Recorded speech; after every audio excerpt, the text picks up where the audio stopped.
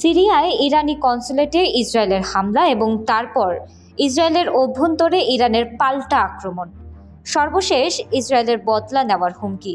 এই ঘটনা প্রবাহে উত্তপ্ত হয়ে আছে মধ্যপ্রাচ্য। হুমকি ধমকি অব্যাহত থাকলেও অনেক বিশ্লেষক বলছেন খেলা ইরানের পক্ষে ড্র হয়েছে। সুযোগ পেয়ে দেশটি তার শক্তিমত্তার জানান দিয়েছে ভালোভাবেই। ইসরায়েলে হামলা করার পর ইরানের সর্বোচ্চ আধ্যাত্মিক নেতা আয়াতুল্লাহ আলী খামেনির কণ্ঠে শোনা গেল আত্মবিশ্বাসের সুর। সামাজিক যোগাযোগ মাধ্যম এক্সে হিব্রু ভাষায় দেওয়া এক বার্তায় তিনি বলেন, শিগগিরই আল আকসা মুসলিমদের হাতে যাবে এবং সেদিন ইসলামী বিশ্ব ফিলিস্তিনের স্বাধীনতা উদযাপন করবে।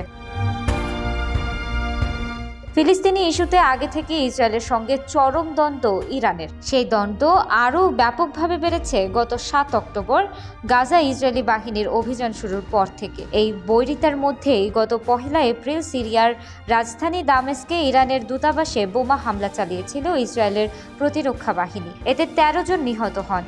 হামলার পরপরই এক বার্তায় খামেনি বলেছিলেন, এই হামলার জন্য ইসরায়েলকে অবশ্যই মূল্য দিতে হবে। এরপর গত শনিবার রাত ও রবিবার সকালে ইসরায়েলকে লক্ষ্য করে 3 শতাধিক ড্রোন ও ক্ষেপণাস্ত্র নিক্ষেপ করে ইরানের সামরিক বাহিনী। ভবিষ্যতেও নিজেদের স্বার্থের উপর আর কোনো আঘাত বরদাস্ত করবে না বলে স্পষ্ট ঘোষণা দিয়েছে ইরান। ফের কোনো ধরনের আগ্রাসন চালানো হলে তাৎক্ষণিকভাবে তার সমুচিত জবাব দেবে তেহরান। ইরানের প্রেসিডেন্ট ইব্রাহিম রাইসি এবং দেশটির শীর্ষ সেনা কমান্ডাররা দফায় দফায় এমন হুঁশিয়ারি দিয়ে যাচ্ছেন।